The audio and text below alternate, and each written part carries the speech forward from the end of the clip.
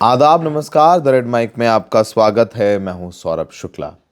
दुष्यंत कुमार की बड़ी मशहूर कविता है, कहाँ तो तय था चिरागा हर एक घर के लिए, कहाँ एक चिराग भी मयस्सर नहीं पूरे शहर के लिए। वही कुछ हो रहा है हमारे देश में, और ख़ासकर उस व्यवस्था में जिस व्यवस्था पर हमें बड़ा यकीन है, हमारी न्यायिक व्यवस्था। बाबा राम रहीम जो दुष्कर्म और हत्या का दोषी है, आरोपी भी नहीं दोषी है, उसे एक बार फिर 40वें 15वीं बार, माफ कीजिएगा, 15वीं बार 40 दिन की परोल मिल गई है। 40 दिन की परोल यानी 40 दिन वो जेल के बाहर रहेगा। और वहीं दूसरी तरफ उमर खालिद, गुलफिशा, खालिद सैफी, तमाम आरोपी बिना ट्रायल के 5 साल 5.5 साल से जेल में हैं। उन्हें बेल नहीं मिलती। यहां राम रहीम लगातार परोल पर बाहर आता है। उसका राजनीतिक इस्तेमाल होता है, इसके भी आरोप लगते रहे हैं। राम रहीम रोहतक की सुनारिया जेल में बंद है। साध्वियों के साथ दुष्कर्म और पत्रकार की हत्या के मामले में उसे उम्र कैद की सजा सुनाई गई थी। इस दौरान जो 40 दिन का परोल मिला है वो सिरसा में रहेगा। अपना डेरा सच्चा सौदा का हेडक्वार्टर है, वहाँ पर वो रहेगा और आराम से प्रवचन करेगा, तमाम सामाजिक कार्यक्रम करेगा, जो खाना है खाएगा, जितना घूमना है घूमेगा, जो करना है वो करेगा। पहले तो ये होता था कि भाई परोल मिलती थी तो उसे हरियाणा जाने की अनुमति नहीं थी। अब तो हरियाणा का अपने डेरे में जाओ। सौरभ शुक्ला जैसे और कुछ और चंद पत्रकार हल्ला मचाएंगे, फिर सब चुप हो जाएंगे, हमें तो कुछ फर्क ही नहीं पड़ता। ऐसा लगता है कि हर बार जब निकल के आता है राम रहीम, कभी 30 दिन की परोल, कभी 25 दिन की परोल, कभी 50 दिन की परोल, मतलब 1.5 महीने वो जेल से बाहर रहता है। जितनी बार परोल मिलती है तो लगता है कि कोई हमारी न्यायिक व्यवस्था पर, जुडिशियल सिस्टम पर जोरदार तमाचा मार रहा है। आपको बताएं, अगस्त 2017 में राम रहीम को सजा सुनाई गई थी। उस वक्त हम वहीं सिरसा में मौजूद थे, हम कवर कर रहे थे और हमने वो तांडव देखा है जिस हेडक्वार्टर में ये बाबा जा रहा है। बाबा भी क्या बोलना है, राम रहीम जो जा रहा है वो हमने देखा है। प्राइवेट सिनेमा हॉल्स, मतलब पूरा एक शहर है अंदर राम रहीम का, पूरा एक शहर जिसमें यूनिवर्सिटी भी है, स्कूल भी है, तमाम छोटी छोटी फैक्ट्रीज भी हैं, हर चीज़ है। और जब ये इसको सज़ा सुनाई गई थी, जिस तरीके की हिंसा हुई थी पूरे प्रदेश में, हमने उस हिंसा को कवर किया था। ओबी वैन फूंक दी गई, बिल्डिंगें फूंक दी गई, आगजनी की गई, न जाने कितना उपद्रव किया गया, सरकारी जान माल का कितना नुकसान हुआ, प्राइवेट प्रॉपर्टीज़ को निशाना बनाया गया। और आज वही व्यक्ति परोल पर बाहर आता है। न जाने कितने नेता उसके चरणों को छूते हैं, चरण चुंबन करने जाते हैं। 15वीं बार वो बाहर आया है। इससे पहले 15 अगस्त को अपना जन्मदिन मनाने के लिए राम रहीम सुनारिया जेल से बाहर आया था।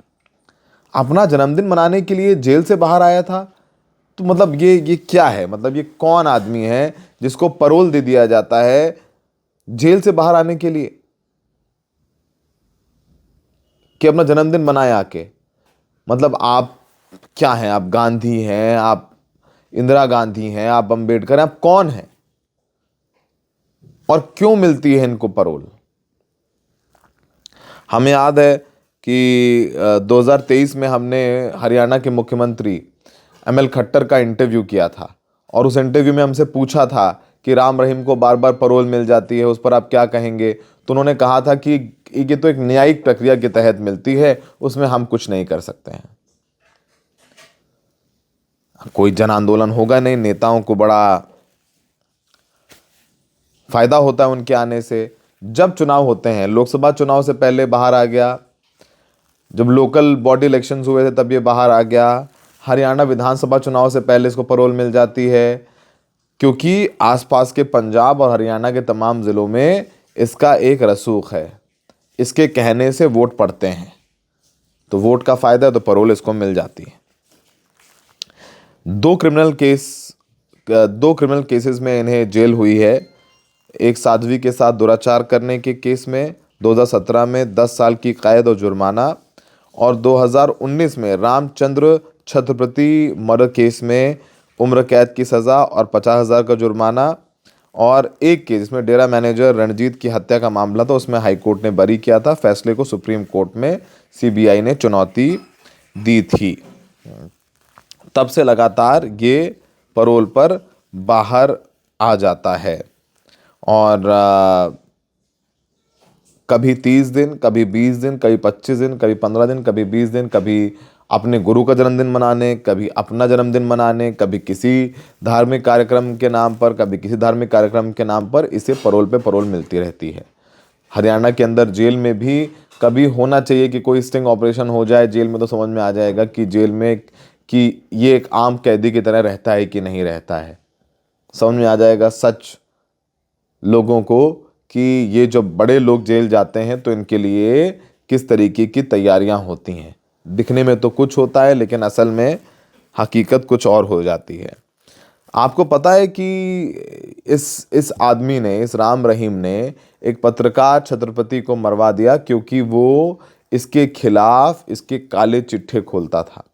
सरे बाजार गोली मार करके हत्या कर दी गई, जिस केस में ये दोषी पाया गया है। कोई बोलने को तैयार नहीं था,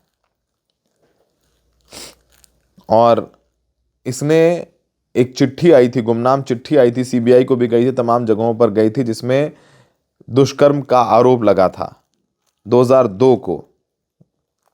और वही चिट्ठी जो है सिरसा के पत्रकार छत्रपति ने अपने अखबार में छाप दी थी, उसकी हत्या कर दी गई। अच्छा, शक हुआ कि रणजीत सिंह नाम का एक डेरा का ही मैनेजर था, उसने चिट्ठी लीक कराई तो उसकी भी हत्या कर दी गई थी। जांच सीबीआई को ट्रांसफ़र की गई, और 2002-2003 के मामले में जा करके लगभग 15 साल बाद फैसला हुआ। न्याय पाने में इतना टाइम लग जाता है। तो लगातार पैरोल पर बाहर आता है। इसे अप्रैल 2024 को 21 दिन की पैरोल मिली थी। उसे दिल्ली विधानसभा चुनाव से एक हफ्ते पहले 30 दिन की पैरोल पर रिहा किया गया था। तब भी वो डेरा में रहा। इससे पहले वो जेल में भी था। पहले वो बागपत के अपने उस इलाके में रहता था। 15वीं बार आया। सबसे पहले 24 अक्टूबर 2020 को राम रहीम को पहली बार पैरोल मिली, मां से मिलने की, एक दिन की शुरुआत, एक दिन से हुई। फिर दोबारा मई 2021 को 12 घंटे की पैरोल। फिर 7 फरवरी 2022 को परिवार से मिलने के लिए 21 दिन की पैरोल मिली। जून 2022 में फिर 30 दिन की पैरोल मिली। 14 अक्टूबर 2022 को इसको 40 दिन की पैरोल मिल गई। 21 जनवरी 2023 को 40 दिन की, 20 जुलाई 2023 को 30 दिन की, फिर 21 दिन की नवंबर 2023 में, जनवरी 2024 को 50 दिन की फरलो मिली। 13 अगस्त 2024 को 21 दिन की फरलो मिली। 2 अक्टूबर 2024 को 20 दिन की पैरोल मिली। 28 जनवरी 2025 को 30 दिन की पैरोल मिली। 9 अप्रैल 2025 को 21 दिन की फरलो मिली। 5 अगस्त को 40 दिन की, और फिर 3 जनवरी नए साल में इसे 40 दिन की पैरोल मिल गई है। तो अगर हम गिन लेते हैं आपके सामने, 1 दिन, 2, 21, 22 दिन की पैरोल हो गई इसकी जाकर के 2022 में। फिर 30 दिन, 50 दिन, 40, 90 दिन, 130 दिन, 160 दिन, 181 दिन, 230 दिन, 251 दिन, 271 दिन, 300 दिन, 321 दिन, 360 दिन, और 400 दिन। मतलब अभी तक इसे जितनी सज़ा मिली है उसमें से 1 साल से ज़्यादा का, लगभग 400 से ज़्यादा दिन तो वो जेल से बाहर रहा है। 365 दिन का 1 साल होता है। 400 से ज़्यादा दिन राम रहीम जेल के बाहर रह चुका है। भगवान मत पूछिए प्रभु। आपको बता दें जो दर्शक हैं, कि परोल और फरलो में क्या अंतर होता है, परोल क्यों मिलती है। जो परोल होती है कि अगर एक कैदी अपनी सज़ा का एक हिस्सा पूरा कर लेता है तो उसे परोल मिल सकती है। स्पेशल कंडीशंस में ही कैदियों को परोल मिलती है, जैसे परिवार में किसी की मृत्यु हो जाए, बीमारी हो, बहुत करीबी की कोई शादी हो या अन्य ज़रूरी वजह हो। पैरोल दो तरह की होती है, रेगुलर पैरोल और कस्टडी पैरोल। रेगुलर पैरोल में कैदी आज़ाद रह सकता है, लेकिन कस्टडी पैरोल में कैदी के साथ पुलिस परमानेंट रहती है। मान लीजिए उसकी माँ की डेथ हो गई तो उसके अंतिम संस्कार में भी पुलिस साथ जाती है कैदी के।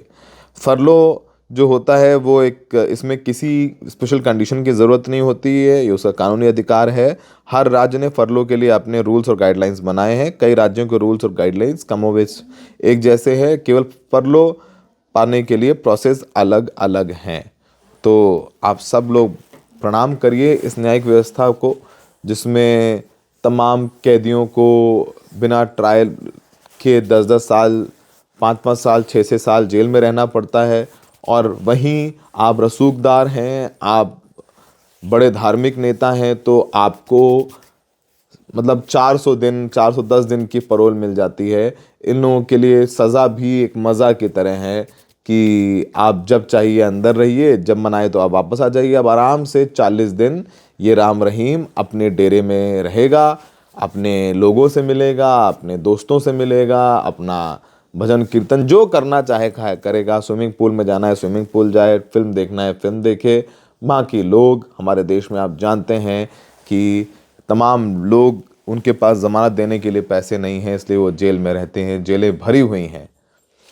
लेकिन आराम से कुछ लोगों को रिहाई मिल जाती है परोल पर, और कुछ लोग जीवन भर सड़ते रहते हैं, ट्रायल भी नहीं होता। और याद रखिएगा, राम रहीम एक अपराधी है, दुराचार का, हत्या का अपराधी। समाज को ऐसे लोगों को तिरस्कृत करना चाहिए, पर शायद कानून अलग लोगों के लिए अलग तरीके से काम करता है। हमें देखने के लिए बहुत बहुत शुक्रिया।